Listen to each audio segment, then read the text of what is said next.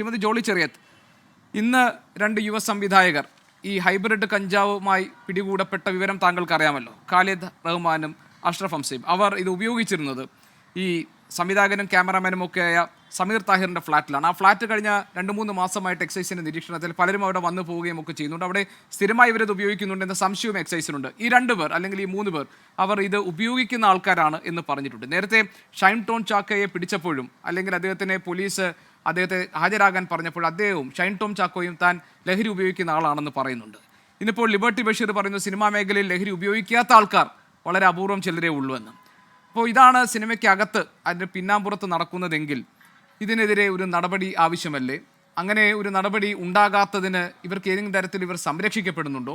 അങ്ങനെ ഉണ്ടെങ്കിൽ അതിന് പുറത്തു കടക്കേണ്ടത് എങ്ങനെയാണ്?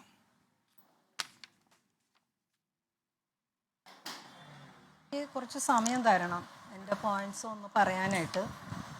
ഒന്ന് ലഹരി എന്ന് പറയുന്നത്, അല്ലെങ്കിൽ ലഹരിയെ നമ്മൾ എങ്ങനെയാണ് കാണുന്നത് എന്നുള്ളതാണ്. ഇവിടെ എന്ന് പറഞ്ഞത് കഞ്ചാവ്, അത് ഹൈബ്രിഡ് കഞ്ചാവ്.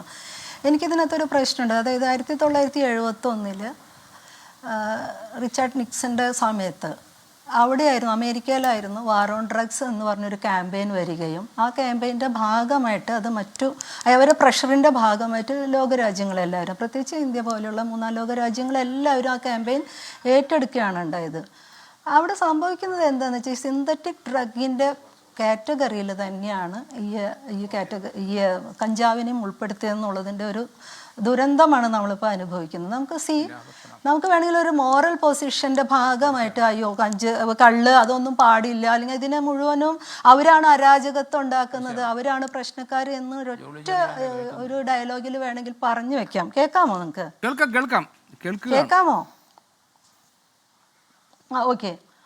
ഓക്കെ. അപ്പോൾ ഇങ്ങനെ നമുക്ക് അവരെ ഒരു അരാജകത്വത്തിൻ്റെ അപ്പോസ്തലന്മാരായിട്ട് നമുക്ക് സമൂഹത്തിന് വേണമെങ്കിൽ അങ്ങനെ കോർണർ ചെയ്ത് വെക്കാം. പക്ഷേ ഇവിടെ സത്യത്തിൽ പ്രശ്നം എന്താണെന്നുള്ളതാണ്. നമ്മളുടെ ഭയങ്കരമായ രാഷ്ട്രീയമായ സാമൂഹികമായ ഒരു വലിയ ക്രൈസിസിനകത്ത് തന്നെയാണ് ഇതെല്ലാം സംഭവിച്ചുകൊണ്ടിരിക്കുന്നത്.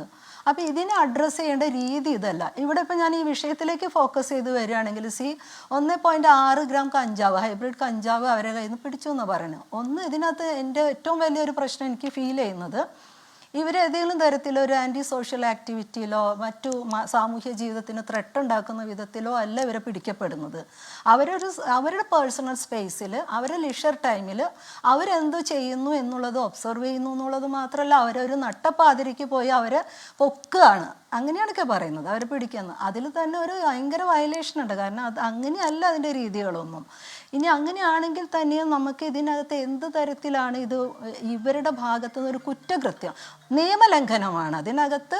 പക്ഷെ ഇങ്ങനെയാണോ അതിനെ കോമ്പ് ചെയ്യേണ്ടത്? നമ്മളൊരു സമൂഹത്തിൽ ഒരു ഡ്രഗിനെതിരെയുള്ള ഒരു ക്യാമ്പയിൻ നടക്കുമ്പോൾ ഈ രീതിയിലാണോ അതിനെ കോമ്പ് ചെയ്യേണ്ടത് എന്നുള്ള ഒരു വലിയ സംശയം എനിക്കുണ്ട്. പോലീസിൻ്റെ ഭാഗത്തുനിന്ന് ആ രീതിയിൽ മനുഷ്യന്മാരുടെ സ്വകാര്യതയിൽ മുഴുവൻ ഏത് സമയത്തും ഇടിച്ചു കയറാവുന്ന മറ്റൊരു തരത്തിലുള്ള മനുഷ്യാവകാശ ലംഘനങ്ങൾ നടത്തി പോകുന്ന രീതിയിലുള്ള ഒരിടപെടൽ അത്ര ശരിയായിട്ടൊന്നും എനിക്ക് തോന്നുന്നില്ല. അതിനർത്ഥം, ഞാനത് പറയുമ്പോൾ അതിനർത്ഥം ഞാൻ ഉടനെ അങ്ങനെയാണല്ലോ നമ്മുടെ പൊസിഷൻ വേണ്ടത്. അപ്പം നമ്മൾ ഉടനെ ഡ്രഗിനൊപ്പമാണോ? അല്ല, ഒരിക്കലും അല്ല.